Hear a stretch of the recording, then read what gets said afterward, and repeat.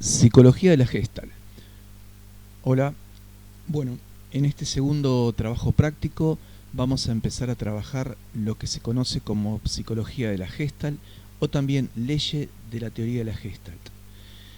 El estudio de la psicología de la percepción visual y denominada principio de la teoría de la Gestalt, que puede traducirse como forma, figura o estructura, fue trabajada a principios del siglo XX en Alemania por Marx Weisbein, Wolfgang Köhler y Ken Kofka, donde planteaban que el ser humano tiene una inquietud permanente que es encontrar equilibrio a su entorno, buscándole coherencia, sentido y factibilidad de dominio.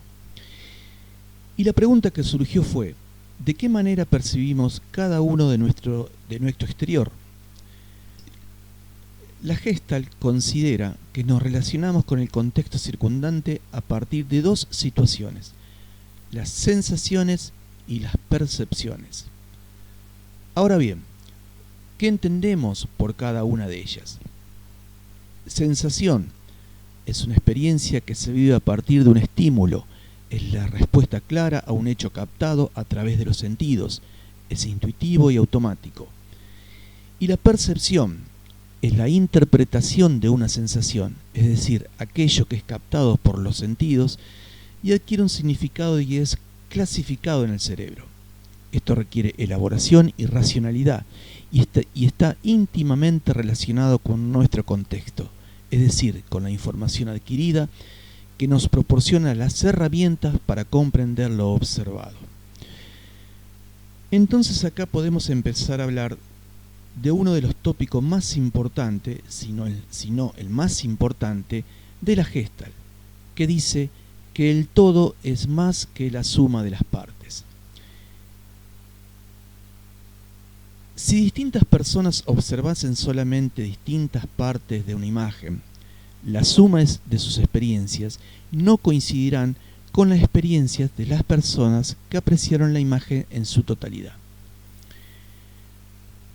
Supongamos 4 grupos de personas, donde el primero solo ve esta imagen, el segundo grupo ve solo esta imagen, el tercero solo esta y el cuarto solo esta.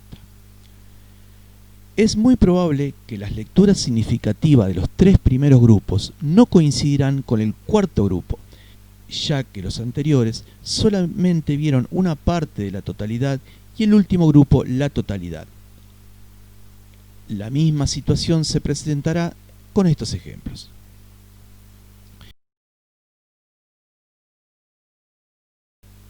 Y desde otra perspectiva también podemos observar esta situación.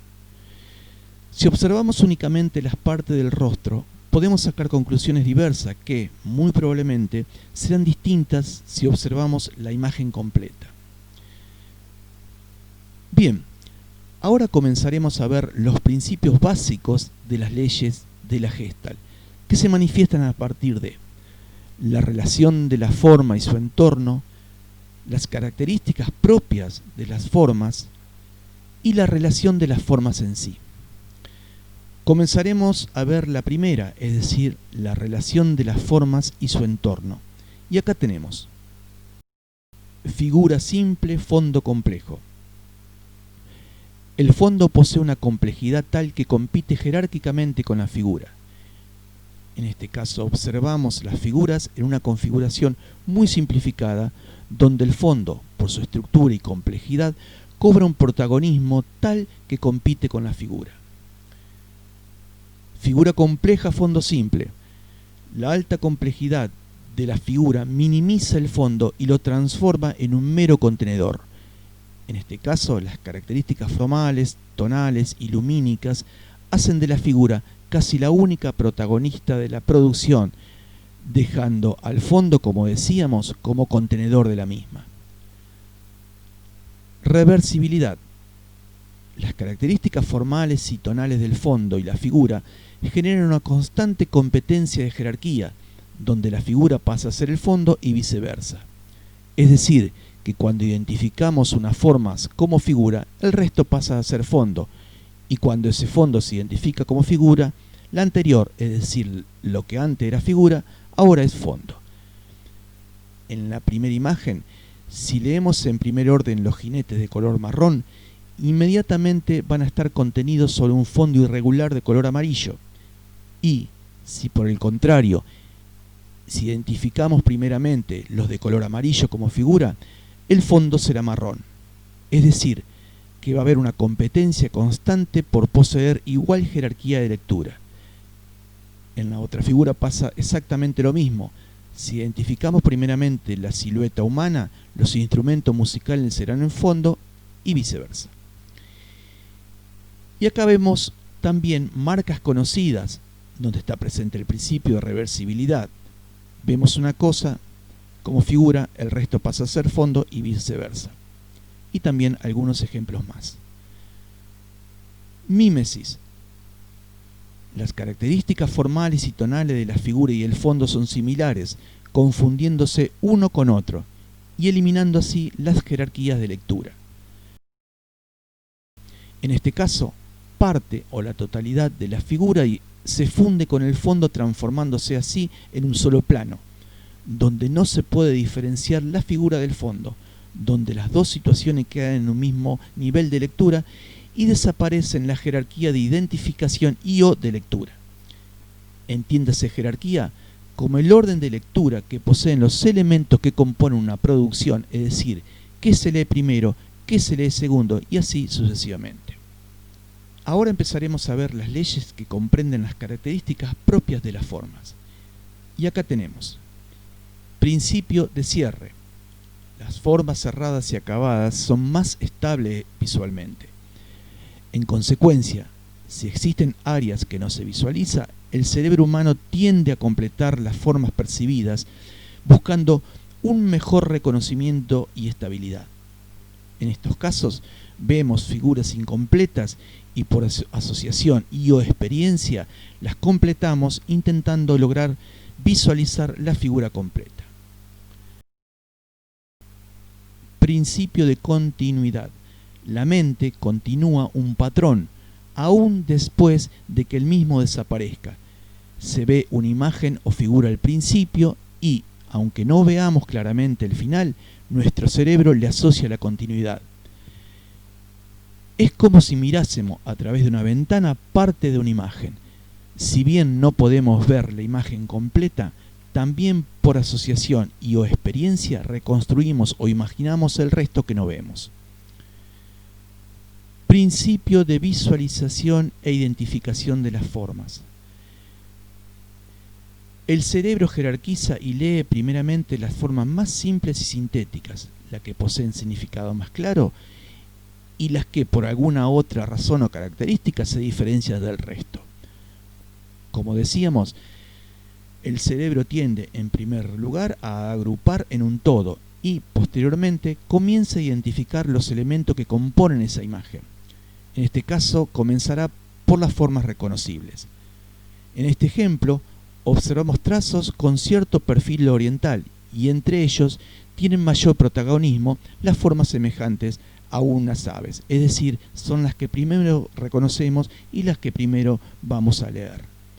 Asimismo sucede con estas imágenes, donde en el caso del afiche, la forma rectangular vertical del texto se lee en primer orden respecto del resto. Lo mismo sucede con la figura humana minimizada y sintetizada, pero con un mayor reconocimiento respecto del resto. Ahora bien, con respecto a las características formales, lumínicas y cromáticas de cada uno de los elementos que componen una imagen y las competencias que se producen entre ellas y también con el entorno, determinará el nivel de legibilidad. En este caso vemos por un lado 11 círculos grises y uno blanco sobre un fondo negro. Los círculos tienen el mismo tamaño, pero por el contraste, el círculo blanco parece más grande. Por otro lado, vemos dos circunferencias realizadas con círculos, donde los del centro parecen distintos, pero en realidad son iguales y, por efecto del contraste, parecen no serlo. Lo mismo sucede con los colores como consecuencia de sus diferencias lumínicas.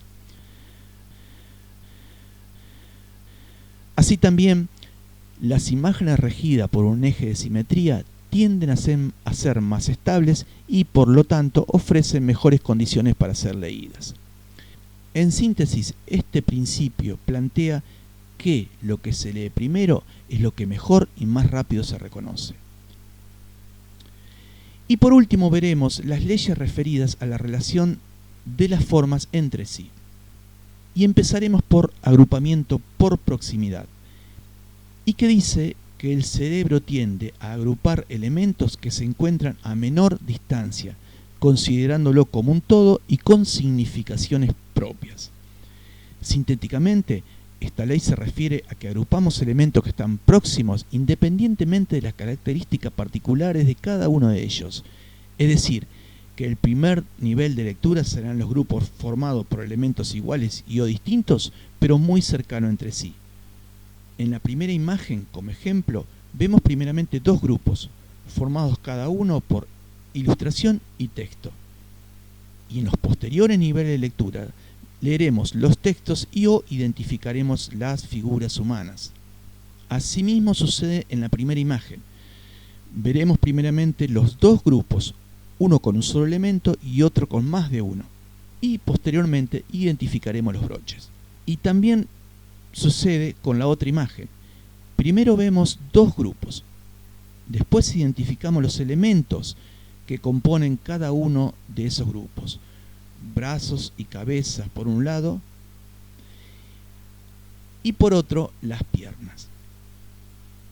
Después las características formales, tonales y ubicación en el plano. Aparentemente es una mujer de piel oscura. Posteriormente que está en una bañera y así sucesivamente. Y acá vemos algunos ejemplos más donde se evidencian los agrupamientos por proximidad. Agrupamiento por semejanza. El cerebro tiende a agrupar los elementos similares. Estas similitudes pueden estar dadas por el color, las formas, los tamaños o el sentido de dirección, entre otras características. Es así que vemos en estas imágenes grupos que se forman por los colores, otros por las formas y otras por las direcciones, en este caso de las flechas.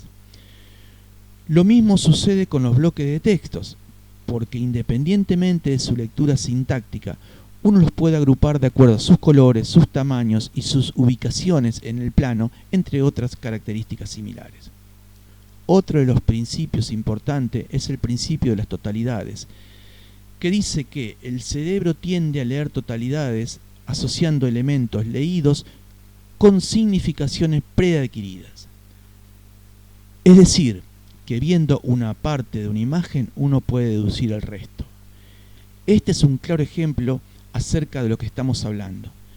En un primer nivel de lectura nos puede parecer un caos, pero si nos detenemos a observar, enseguida podremos leer lo que dice.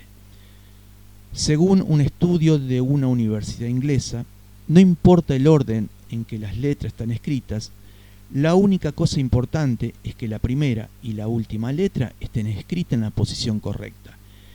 El resto puede estar totalmente mal y aún podrás leerlo sin problema.